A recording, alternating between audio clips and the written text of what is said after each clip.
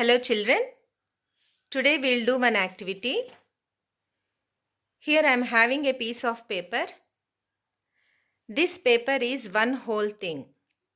Now I am going to divide this paper into two equal halves. I have divided this paper into two equal halves, children. And one part I have shaded. Okay? So we will write the fraction for this shaded part. What is the fraction of this shaded part? 1 part out of 2. Okay children. Now this same paper I am going to divide it into 4 equal parts by folding this paper like this. The same paper has been divided into 4 equal parts, children. Now we will write the fraction for the shaded part. Here the fraction for the shaded part will be 2 parts out of 4. Now I have divided this same paper into 8 equal parts. And now we will write the fraction for the shaded part. The fraction for now the shaded part will be 4 parts are shaded out of 8. 4 by 8. Okay children. Now I have divided this same paper into 16 equal parts, children. Now we will write the shaded part fraction. Here the shaded parts are 8 parts out of 16. So 8 by 16. Okay children. Here we can observe, children, that the same shaded part was 1 by 2 when the paper was divided into two equal parts.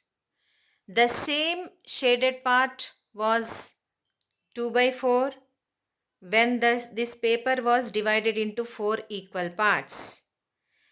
And the same shaded part was 4 by 8 when it was divided into 8 equal parts.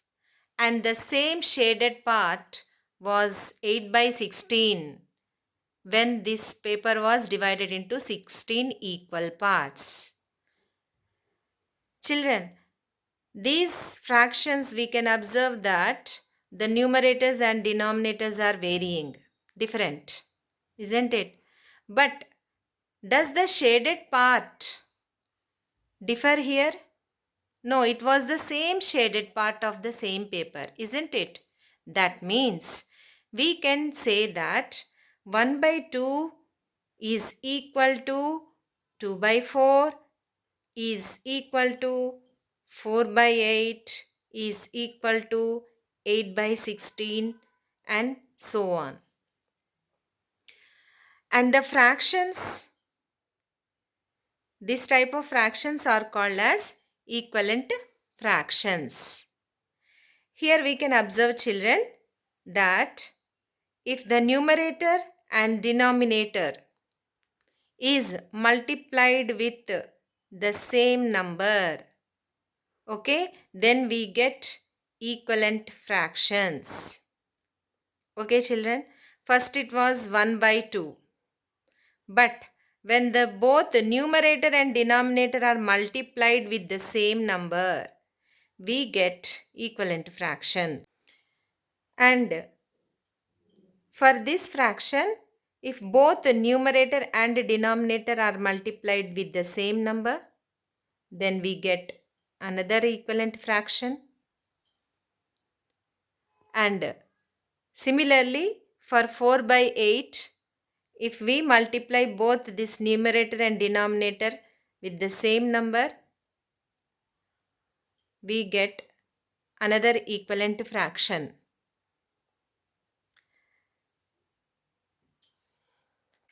Equivalent fractions are those fractions even though if they look different, but their value will be same. For example, this is one fraction 2 by 3 and Now we are going to write equivalent fraction of this fraction. Both numerator and denominator, if multiplied with the same number, suppose here I am multiplying the numerator and denominator with 2. Then what we will get?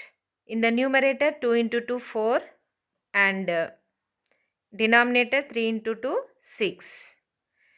So 2 by 3 equivalent fraction is 4 by 6, and also suppose instead of this 2, if we multiply with 3, both numerator and denominator, if we multiply with same number, suppose 3, then numerator 2 into 3 6 by denominator 3 into 3 9. Okay children. Now suppose if we multiply this numerator and denominator with the same number, say 4 this time, then we'll get in the numerator it is 8 and in the denominator it is 12. Okay children. So in this way we can find equivalent fractions of any given fraction.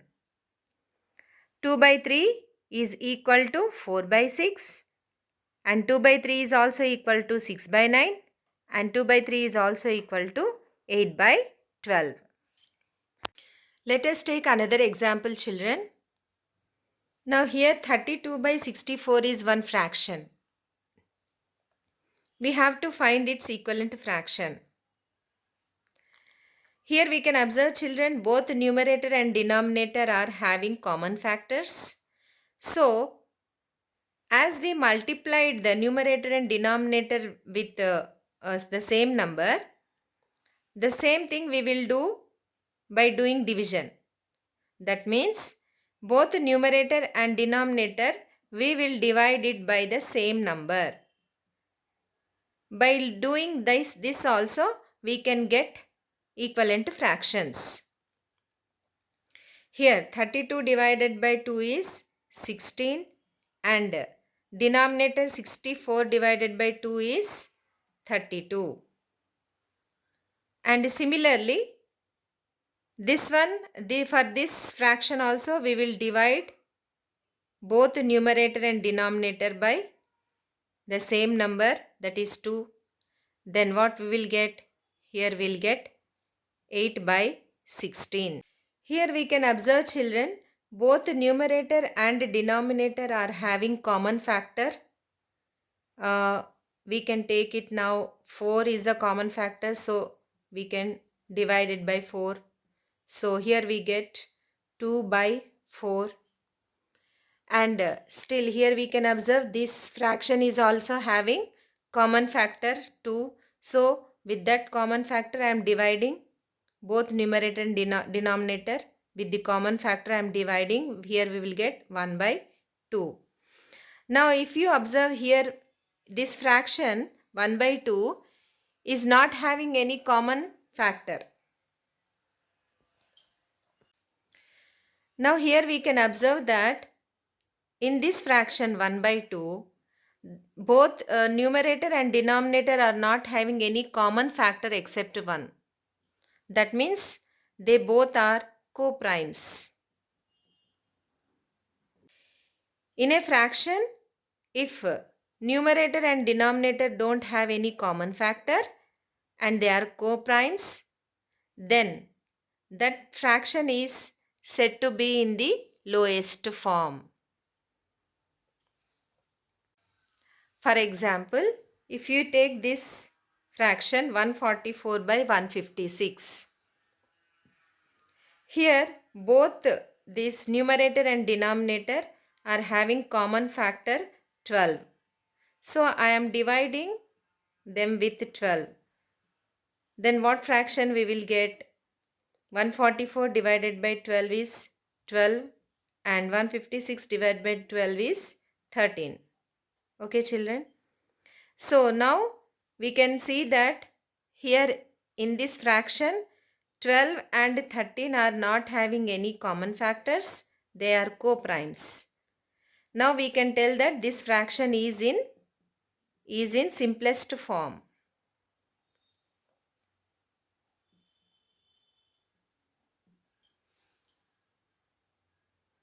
So any factor can be written in the form of simplest form by dividing both numerator and denominator by their common factors.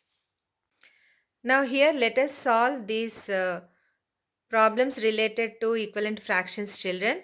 We have to fill in these boxes with the correct values. Now when we take this one, here 3 by 4 is equal to 21 by what? Here we can see that we have to see both the numerators. 3 is multiplied with what? We get 21. So here if 3 is multiplied by 7, we get 21. If any number we are multiplying with the numerator, with the same number we have to multiply with the denominator also. So now here what the denominator will become? 4 into 7, 28.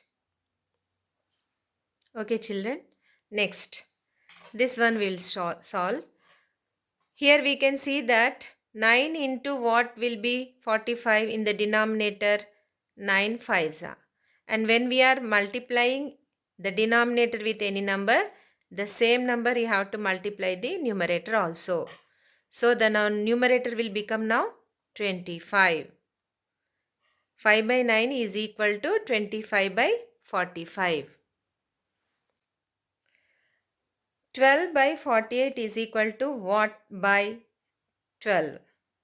So here when we compare the denominators, 48 divided by what number gives you 12?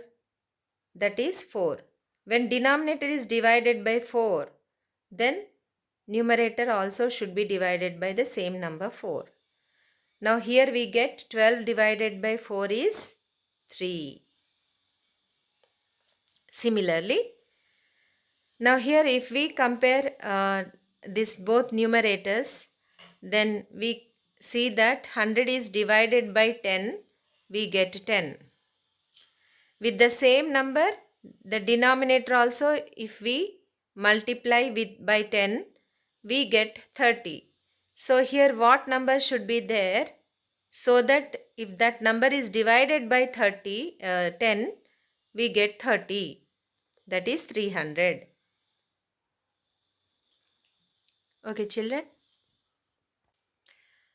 We will learn how to represent fractions on number line, children. Now here one number line is there, and in this line, on this line we will represent this fraction 1 by 3. Suppose I am writing 1 here and 2 here and 3 here and so on. Now, as we know that this is a proper fraction, that means it is less than one whole part. That means, suppose from here to here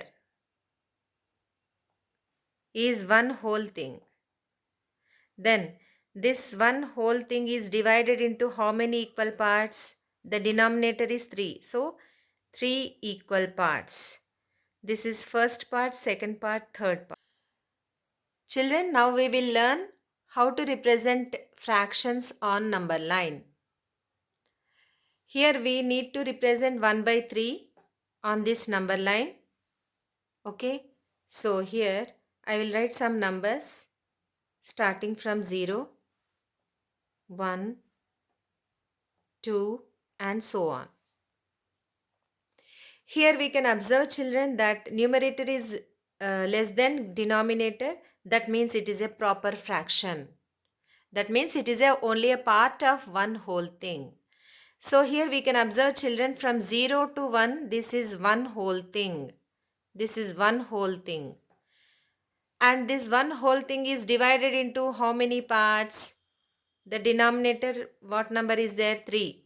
So the one whole thing is divided into 3 parts. See, from here to here it is one whole thing and it is divided into 3 equal parts. And now each part, this part is 1/3 of that whole part, isn't it? Now here, suppose the whole part is 1 and this 1 can be written as 3 parts out of 3, isn't it? From here to here, 3 by 3 parts. And from here to here, that is 1 by 3 part. 1 part out of 3 parts. And this will be what, children? This is 1 part. From here to here, it is 2 parts out of 3 parts, isn't it? So this will be 2 by 3. Okay, children. In this way, we can represent fractions on the number line. Now we will represent 2 by 5 fraction on the number line, children. So here 2 by 5 we can see that it is a proper fraction. That means it is only a part of a whole. So it does not exceed more than one full part, isn't it? So here from 0 to 1 it is one whole thing, and this one whole thing is divided into how many parts? Denominator is 5. So 5 equal parts. 1, 2, 3, 4, 5. 1, 2, 3, 4, 5. 5 equal parts. And here this one part will be how much in the form of a fraction? 5 out of 5, isn't it? 5 out of 5. Then this will be 1 part out of 5, and this is 2 parts out of 5, and this is 3 parts out of 5, and this is 4 parts out of 5, and this is 5 parts out of 5. Okay, children? And this where this 2 by 5 is lying here, you can highlight that one. So 2 by 5 is represented on the number line. Now 8 by 3 is to be represented on the number line. But here we can see that 8 numerator is greater than denominator. That means it is improper fraction. Improper fraction means definitely 1 or 2 whole numbers will be there. It is a combination of a whole number and a proper fraction. So here we can see, children, that the denominator is 3. So we need to divide each parts as 3 equal parts. Now from 0 to 1, this whole thing is divided into 3 parts. And from 1 to 2, this whole thing also divided into 3 equal parts. Okay, children? And from 2 to 3, this one also divided into 3 equal parts. Each whole thing is divided into 3 equal parts.